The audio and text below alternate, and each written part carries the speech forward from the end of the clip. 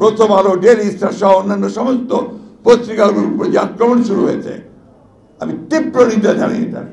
কারণ আমি সারা জীবন সংবাদ মাধ্যমের স্বাধীনতার জন্য লড়াই করেছি।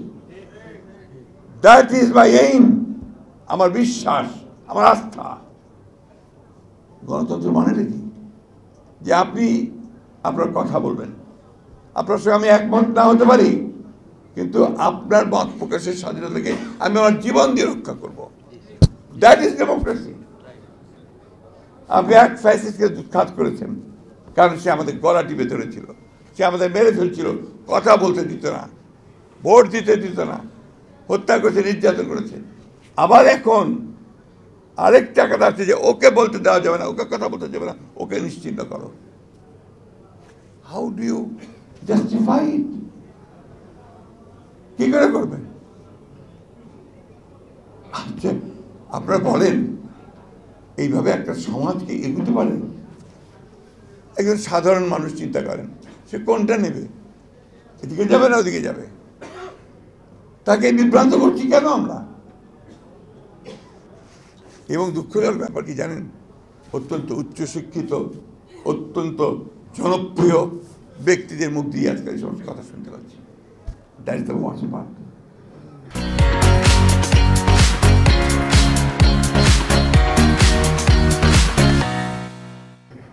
আমি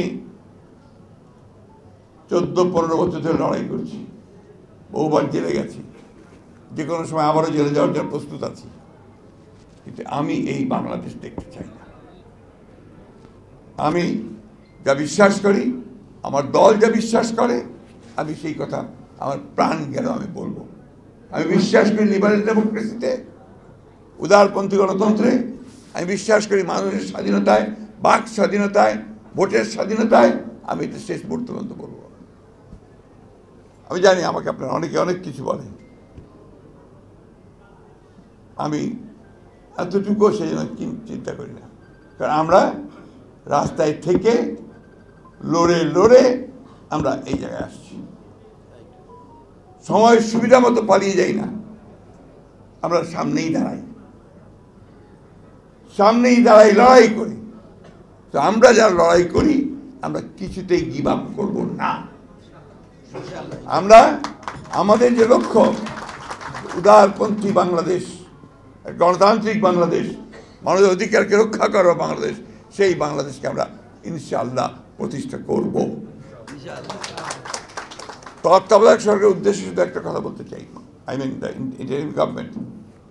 এই ইন্টারিম গভর্নমেন্ট কিন্তু কারো দয়ার দান নয়, দয়া করে করেনি এটাকে এই দেশের ছাত্র জনতার রক্তের উপর দিয়ে এই ইন্টারিম গভর্নমেন্ট তৈরি করা হয়েছে।